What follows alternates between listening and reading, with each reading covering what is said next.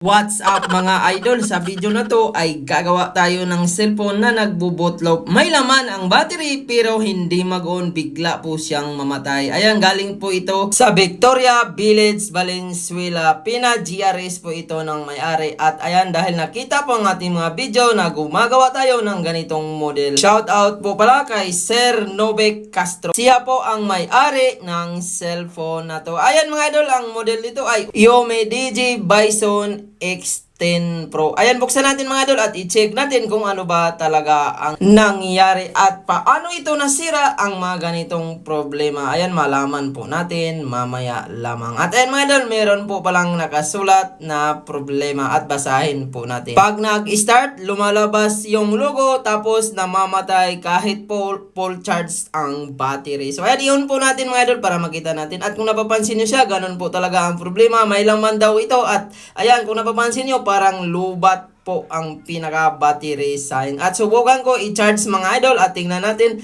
kung may laman ba talaga. At ayan mga idol, pansinin nyo po, nagcha-charge naman siya. Meron po siyang 100% ang battery pero kapag i-open po natin, bigla po siyang mag-turn off. At ayan mga idol, so nakasaksak na po yan at kapag i-open natin, ayan kung napapansin nyo po, lalabas naman ang Bison pero bigla pong mamamatay. So nagluluko din po ang charging nitong mga idol kasi medyo maluwag ang saksakan. At ayan mga idol, 100% naman ang battery pero bakit hindi siya nag-o-open? Hanggang ganito lang talaga siya, kapag i-open mo may lumalabas na lubat kahit naka-charge. So paano ba yan gawin at paano po yan nasira? Una, tanggalin natin lahat ng screw at mag-shoutout muna tayo rito. Ayan, lahat at sa lahat ng ating viewers na nanonood ngayon, shoutout po sa inyong lahat.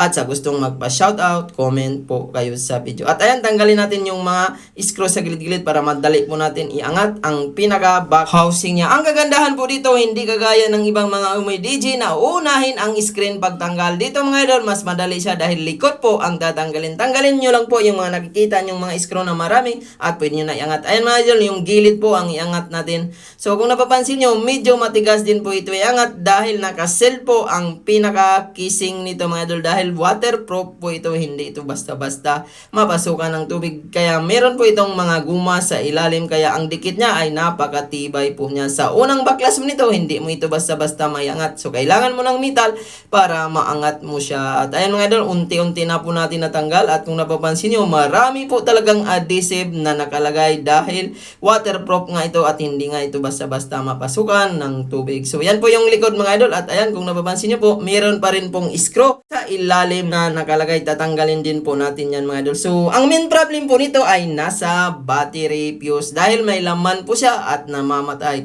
So paano ba nasira yan? Madalas nito mga idol, kapag laging nababagsak nito, ang pinaka-fuse nito ay lumalambot. Kaya habang tumatagal, magpapatay-patay na siya kahit may laman. Minsan naman, nagagamit mo ito kapag naka-charge. So sa kaso na to mga idol, kahit may laman siya or naka-charge, kapag i-open mo ay hindi mag-open. So kailangan na po talaga gawin ang ilalim. So madalas naman sa mga fuse mga idol, kung nababagsak talaga yan ay nasisira yan. Kaya dapat kung may mga cellphone kayo, iwasan nyo mabagsak para hindi masira ang mga fuse. Although ang mga ganitong model mga idol, after 2 years, 3 years, lalabas po talaga ang mga sakit niya kaya hindi mo rin maiwasan. So ganito nyo lang po gawin mga idol. So una, tanggalin natin yung tape na nakalagay at ayan, iangat natin yung mga gilid-gilid mga idol. So yun po yung lock ng battery, ang plastic, at ito po yung pinaka-battery built-in niya. So ang pinaka may tama nito, yung pinaka-battery fuse. At kung napapansin nyo mga idol, yung pinaka-battery niya ay talagang matigas pa siya. 100% kapag naayos ito, kukunat ulit ito maglubat. Although ang may mga problema talaga dito mga idol, yung pinaka-fuse lang talaga. Hindi po nasisira basta-basta ang battery kapag hindi po lumulubo. Kaya ayan, tastasin po natin yung tape mga idol at makita natin, hanapin po natin ang pinaka-fuse. At ayan mga idol, nakita agad natin. So madalas mga idol, kung may mga unit kayo, hindi lang po Xiaomi DJ, Oppo, Vivo, nangyayari din po yan sa mga Infinix at Tecno na nagpapatay-patay. So ang gagawin natin mga idol, i-bypass po natin. Kailangan natin matanggal ang pinaka-fuse para talagang back to normal na sobrang kunat na malubat at hindi na rin siya magpapatay-patay. And gumamit tayo ng tingga mga idol. So kung mayroon pong makapal na tingga, mas maganda. At gamit din tayo ng soldering. Ayan, ang gagawin natin, tanggalin po natin. So hinangan po po natin ang mga gilid-gilid para madali matanggal. So marami pong nagtanggal nito, nahirapan po siya. So kailangan nyo hinangin ang gilid-gilid para madali mangat. So kagaya niyan, tanggal kaagad. At ayan, dahil natanggal na natin yung fuse mga idol, ang gagawin ulit natin, ayan, pagdikitin po natin. So bypass po ang tawag dyan. Ang kagandahan po sa gawa na ito mga idol, kapag naayos mo na ay talagang kukunat ulit ang battery. Napakasipo ng ganitong gawaan dahil marami na po tayong nagawa nito, hindi naman bumabalik ang tama. Ang kagandahan, sobrang kunat na malubat at hindi yan basta-basta lumulobo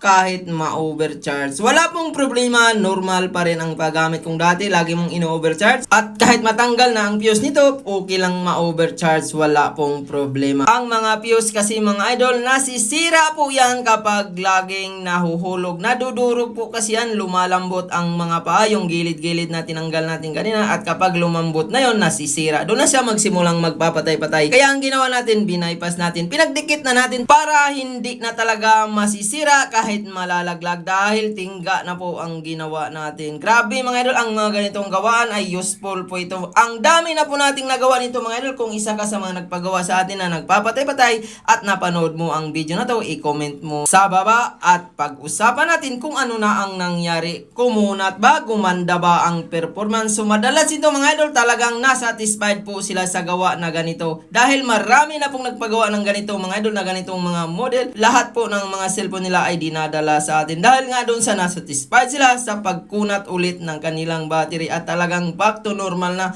hindi na bumabalik ang tama. Ayan mga idol, either palitan po natin yan, kapag lagi din mahuhulog ay babalik din ang sira. So ang ginawa natin ay dinirect na po natin para back to normal na at wala ka ng stress. Ayan mga idol, kanina 100% at ito na po yung pinaka-normal niya. Kanina kasi abnormality ang pinaka-battery dahil po sa pagkakasira ng fuse. So ayan, i-open na natin, wala pong charger dahil ang sabi ng mayari nung una, hindi nagoon, biglang nalulubat. At ito mga idol, after po natin bypass ang fuse, medyo matagal siya nag-open dahil nire-format pala ng may-ari. So dapat mga idol, ayan, kung napapansin nyo po, burado na. Dapat wag nyo pong i-reformat dahil wala naman pong kinalaman sa reformat ang mga ganong problema. At ayan, i-set up ko na lang para makita natin kung magmino ba siya or mapunta sa mino, kung mamamatay pa ba or hindi. So ayan, kinuha ko rin po yung password nito mga idol para ma-set up natin at buti na lang nag-reply kaagad ang may-ari. So, ayan, enter natin yung password para ma-set up natin sa mino kung gagana ba lahat, pati camera, lahat po ng function niya. So ayan, i-check natin at ayan mga idol, at buti na lang sakto naman po ang binigay sa atin. So pinaka-the best steps mga idol kapag nagkaganon ng unit nyo, wag nyo pong i-reformat basta ganitong problema na may laman siya, biglang mamamatay at nalulubat. So wala pong kinalaman sa reformat para hindi po mawala ang mga files mo. So kagaya nito, nawala na po ang mga files sa loob dahil ni-reformat at ang akala baka kailangan i-reformat dahil di ba nagpapatay-patay siya at wala pong kinalaman. Kahit i-reformat mo yan mga idol, ganun pa rin yan, walang pagbabago. Kailangan talaga gawin po ang ginawa natin. At ayan, i-check natin